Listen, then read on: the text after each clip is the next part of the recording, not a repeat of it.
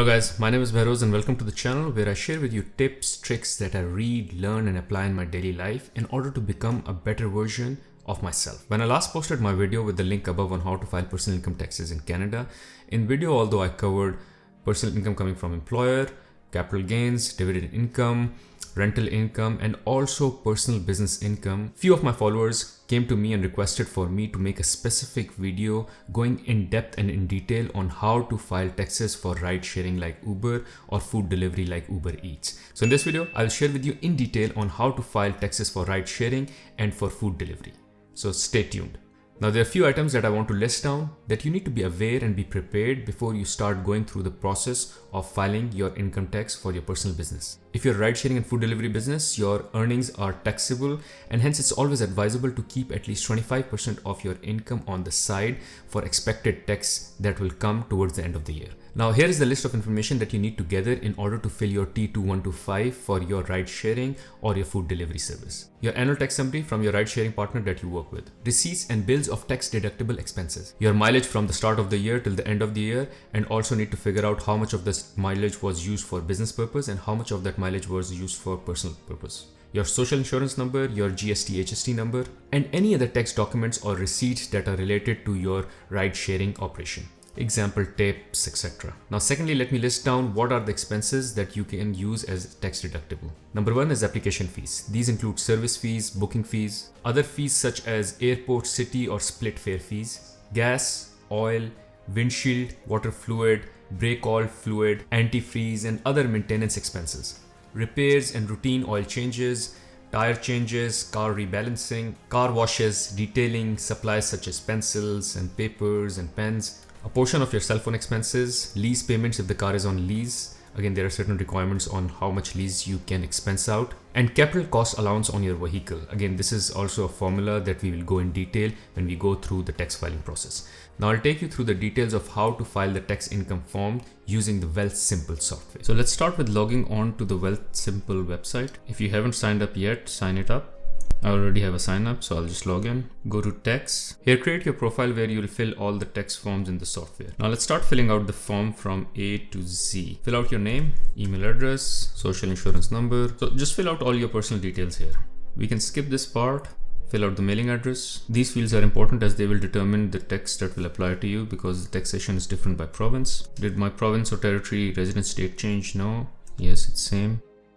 Here there is an option if you want to prepare your tax returns along with your wife or your spouse or your husband. Generally, it's best idea to do it and have them done together because this tax software will optimize the tax basis where the expenses fit right. However, for now, just because we are only talking about how to fill the T2125 form, I'll just skip this part and keep it single and pick no. If you have dependents, just go ahead and fill in for the dependents, but I'll keep it simple for now just because the video is about filling up the T2125 form and I want to just save time and not fill in all the details of my kids for now. Again, these are very simple and self-explanatory answers. In case you don't understand a particular question, you can hover on the question mark, click here and it will give you more details. Here, just select yes, I want to claim because let the government decide whether you're eligible or not. So just keep yes for everything that you see here. Are you registered for my CRA account? Yes, this one is very important because what this will do is this will pull out your previous tax information. Come here and connect with this my CRA account. Click on this and then it will take you to your CRA account. You'll ask you for your login and all, and it will pull out any detail that was submitted before that needs to be reflected in this tax return will be directly and automatically populated, so you don't need to fill every cell here. Again, I will skip this part and move on, but if you have the CRA online account, make sure you connect with it so most of the data that can be automatically populated gets automatically populated. So we'll search for T2125. So we'll start with filling out the form, business name, GST HST number. Note you certainly need a GST HST number if you're a rideshare business, let's say Uber driver, but in case you are only a food delivery business, then you don't need a GST HST number as long as your total earning is below $30,000. If it's above $30,000, then yes, you need to register it as a proper business with the GST HST number. Also make sure you fill separate forms for rideshare and food delivery. And even if you have two rideshare, let's say like Uber and Lyft, you need to fill two different forms for it. Keep filling in the details. Does this business have its own address? No. Is this a partnership? No.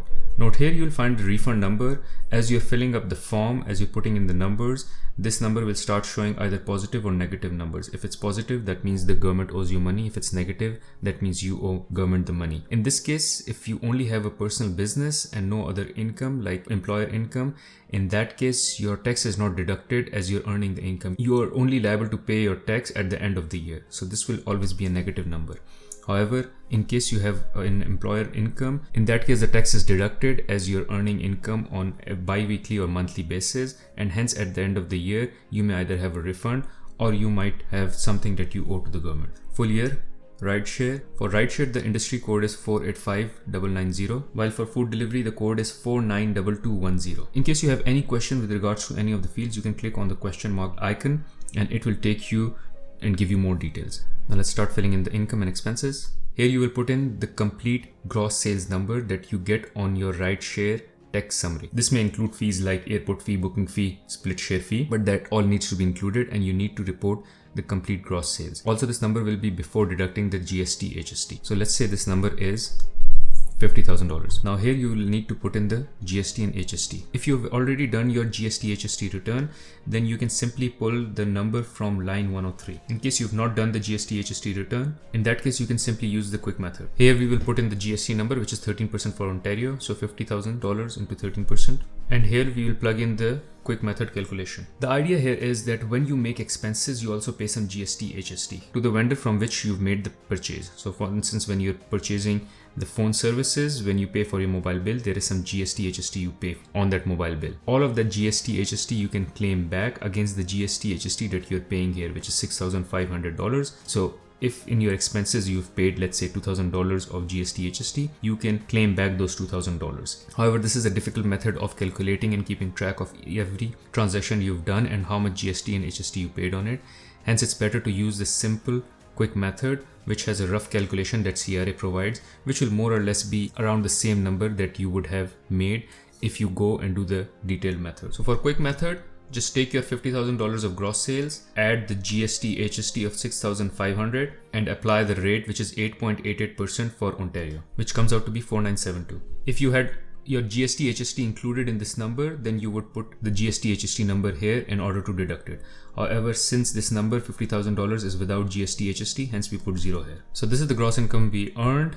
This is the GST, HST, which comes on top, but this is the GST, HST, which you would reclaim from the government. So net GST that needs to be applied on top of your gross sales is 1528, and hence your gross sales, including your GST, HST, will be 51528. 0 here. Temporary wage subsidy 0. Do you have any other business income? No. Cost of goods sold would be 0 because it's a service, so we don't have any products or inventory, and we'll directly move into expenses. Now in advertising, you'll add things like if you have made any business card or brochure for the car service that you provide, you can include it here. Also note, in case you want to go and get more details, you can always click here and it will take you to the CRA website where it will provide more details for each of the line items.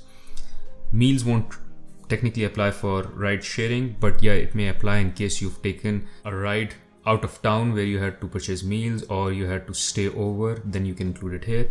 No bad debts. Insurance, you can keep this blank because we'll cover this part of the vehicle cost. There won't be any interest, there won't be any business fees, license dues, membership, music subscription if you've taken for your drives. Office expenses or supplies can be any purchases that you've done for notepads, pencils, pens which relate to your business, or a home office setup, you can include it here. Here, if you've sought any professional services with regards to accounting or legal, you can add them here. You might not have any management admin fee because you're a solo business owner. Rent, this is for home, again this doesn't apply. Maintenance and repair, we'll fill it out in the vehicle details. Salary, wages, benefits, again you're solo. Property taxes none, travel none. Telephone charges, yes, in case you have any telephone charges which pertain to your rideshare business, you can put them here. It's best to do a percentage, so let's say 10% of the time you use your personal phone for rideshare business, then you can allocate 10% of the cost here. Secondly, if you've added data on your phone just for the rideshare business or the food delivery business, then you can claim the complete cost of data here. You can keep this blank because we'll cover the fuel cost as part of the vehicle cost.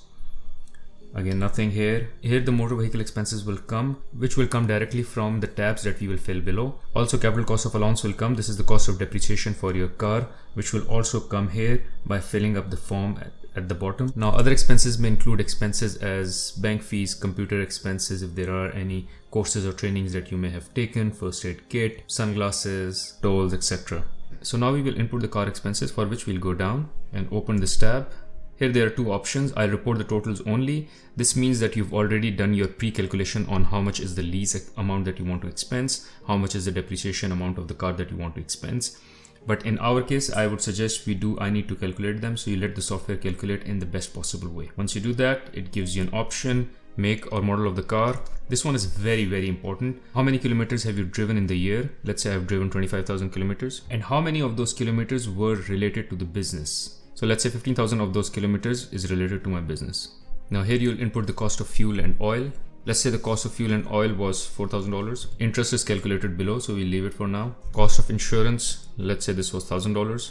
License and registration fees, maintenance and repairs, this is oil change, any other maintenance that you've done on the car, this will all be captured here. Let's put 1,000 here. Here in the maintenance, you can also add the cost of any tire changes. In case of Ontario, certainly it will be snow tires, so you can add them here as well in case you incurred that cost. Cost of leasing will also be calculated at the bottom once we start filling in this form. Electricity would be 0 because I'm not using an electric car. In other expenses, you can add things like cleaning, bank fee, computer expenses in case you've purchased a specific computer specifically for your business, courses or trainings, first aid kit if you purchased that for your car, music subscription, let's say you took music subscription for your car, any stationery expenses, sunglasses, and so on and so forth. Again, all the expenses which would pertain and facilitate your business. Also, it's best to write the description of the expenses of what the other expenses include. Here you can write the key items that you've included here. So if the biggest item was, let's say, purchase of subscription, you can just write subscription purchase here. I'll put $500 here as other expenses. So the total expenses are $6,800 that you've listed down here, and the portion which is related to your business is $4,080. This is because part of your car was driven for personal use. Only the portion of the car which was used for business purposes, which is around 15,000 divided by 25, which is 60%. So only 60% of the expenses will be used in your tax statement. Any business parking fees that you've incurred, I'll put 200 here. Any additional insurance that you bought for your business apart from the car insurance, none. Let's say. Now here's the question. Did you finance your car or did you lease your car? Most people I know go forward with lease, so I'll just select lease. I'll select lease here. Once you selected lease here you need to share total lease charges that you incurred in year 2021. So how much lease payments that you do for the year 2021. So let's say the lease payment for this year was $10,000, and prior to this you've paid $5,000 for your lease payments. So in total you've paid $15,000 for your lease payments. Total number of days the vehicle was leased. Let's say you bought the vehicle last year mid-year, so you used it for 6 months and a year this year, so it will be a total of 545 days. How much is the manufacturer's list price for the car? Let's say it's $29,000. So the eligible leasing cost that you can claim in this tax return is $10,000. Now on top of lease, we can also claim some depreciation on the car. Again, there are some limits with regards to how much depreciation you can claim, but there is some wear and tear and depreciation going on in the car, which you can also build in your tax return. So here there are three options: 10, 10.1 for 54. 10 is for the cost of car that is below $30,000. 10.1 class is for cost of car which is above $30,000, and 54 is for e-vehicle. So here we'll select 10 because our price of the car is $29,000, which is below $30,000. This is UCC, which is unclaimed cost of capital. This amount should be in your last year's tax return. However, if you're filing for this tax return on your business for the first time, then this would be 0. Let's assume last year this amount was $1,500. Then any additions that you've done to your car this year, like if you've upgraded the engine or if you have upgraded any significant or major part of the car, you can add here. AIIP is for property and ZEV is for e-vehicles, so both of them don't apply to us. Proceeds are in case you've sold the car, how much proceeds you got. So we didn't sell the car this year, so we're good. So if you don't want to claim any or all of your capital cost of allowance this year, you can use this column to enter a lower amount. If you leave this column blank, then the software will automatically claim the maximum CCA for you. So we'll keep it blank. So let the software maximize the CCA for us. So the max CCA for this year is 270 and the unclaimed CCA is 1050. With this, we've filed all our details for our business and our tax that we owe is around $9,311 that we owe to the government basis all the inputs that we've plugged in. Now you'll go down, you'll click on review and optimize. It will give you some suggestions or some errors that you need to fix in, and they will show on the form red in color. So you'll just click here and it will take you to the errors. Hopefully by the time you fill the form, given you have plugged in all the relevant and valid details, you won't have any errors here. There will be certain warnings. Just go through the warnings and make sure that nothing applies to you or you understand all of them. And then you can simply go ahead and submit your claim at the bottom once you've reviewed all the errors. Thank you for watching this video. Hopefully with this video, you will be able to file your tax returns for your business income in a few clicks and without incurring any major cost. Thank you.